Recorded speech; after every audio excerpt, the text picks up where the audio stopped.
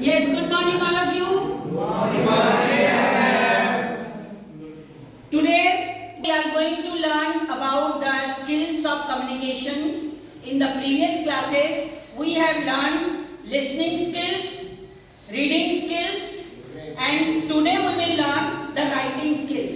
पिछली क्लासेस में हमने लिसनिंग स्किल्स पढ़ लिया, रीडिंग स्किल्स पढ़ लिया, आज हम पढ़ने वाले हैं राइटिंग स्किल्स। बहुत इंपॉर्टेंट चीज है राइटिंग स्किल्स, क्योंकि आप लोगों के एग्जाम्स में राइटिंग के ऊपर ही फोकस होता है। हर चीज आपको राइट कर करके ही अपने एग्जाम को सॉल्व करना पड़ता है, सारे क्वेश्चंस को अटेंड करने पड़ते हैं। 3 घंटे के समय में आप लोगों को टोटल 10 क्वेश्चंस को सॉल्व करना पड़ेगा। तो आपकी राइटिंग स्किल्स को इंप्रूव करने के लिए आपको एवरीडे राइटिंग लिखना ही है।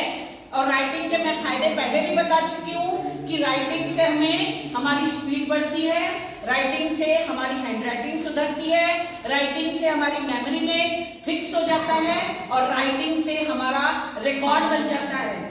जब भी हम कोई चीज भूलेंगे अगेन एंड अगेन उस चीज को चेक करके हम राइटिंग के द्वारा अपने रिकॉर्ड्स के द्वारा उसको लर्न कर सकते हैं।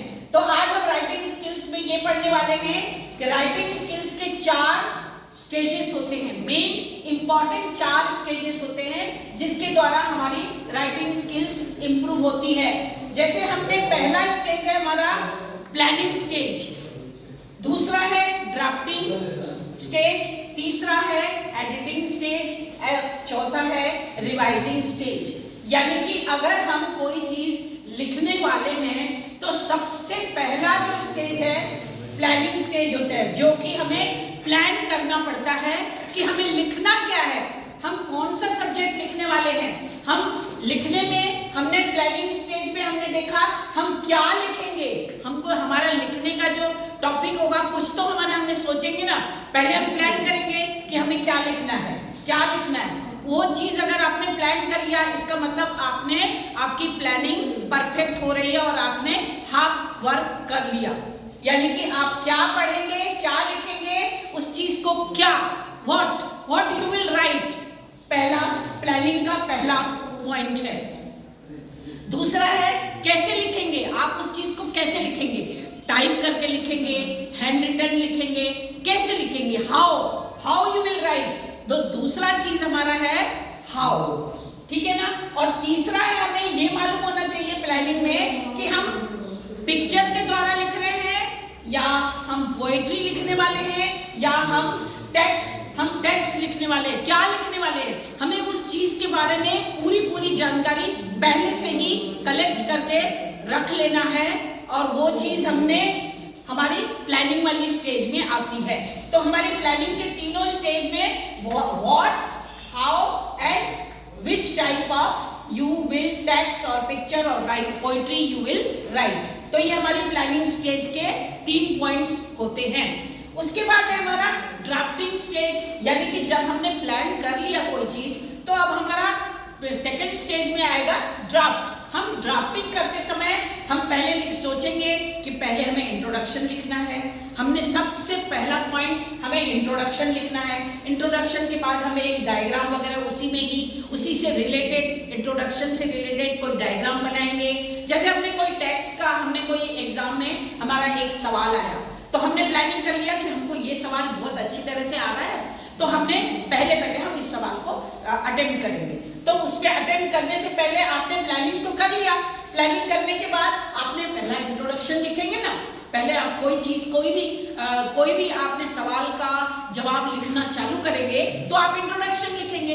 इंट्रोडक्शन में लिखने के बाद आपने डायग्राम इंट्रोडक्शन लिख लिया जिसके बारे में आप लिखना चाह रहे हैं। फिर पैराग्राफ वाइज आप बनाते जाएंगे। जैसे कि मैं पहले भी बोल चुकी हूँ, जब भी आप लिखेंगे तो आप उसको proper paragraph wise, proper space wise, proper underline wise आप लिखते चले जाएंगे। और पैराग्राफ कितने लिखेंगे, क्योंकि आपने क्वेश्चंस देख लिया, क्वेश्चन के सामने जो आंसर था, क्वेश्चन के सामने जो आप लोगों की मार्किंग की हुई है कि कितने मार्क्स का है, 10 मार्क्स का है, 7 मार्क्स का है, 14 मार्क्स का है, 3 मार्क्स का है, आपने मार्क्स देख लिया। उसके अकॉर्डिंग आपने 2 पैराग्राफ लिखेंगे, 3 पैराग्राफ लिखेंगे, कितने भी आप पैराग्राफ लिखेंगे मार्क्स की बजटिंग, टाइम की बजटिंग पूरा करना पड़ेगा पैराग्राफ लिखते समय। उसके बाद आपको कंटेंट्स, आपके कंटेंट्स जो होने चाहिए वो आपने पहले से याद करके रखे हैं, जब आपने प्लानिंग की थी तब याद कर लिया। अब आपका कंटेंट्स के ऊपर फोकस करना है कि आपको जिस भी टॉपिक पे आप लिख रहे हैं उसका कंटेंट्स कैसा होना चाहिए। यानी कि अगर मान लीजिए प्रोसेस लिख रहे हैं, प्रोसेस ऑफ कम्युनिकेशन, बैरियर्स लिख रहे हैं तो बैरियर्स ऑफ कम्युनिकेशन, तो उसका कंटेंट्स, उसके एग्जाम्पल्स सारे कंटेंट्स में आते हैं। वो चीजें आपको फोकस करनी है ड्राफ्टिंग स्टेज में। अब आएगा एडिटिंग स्टेज।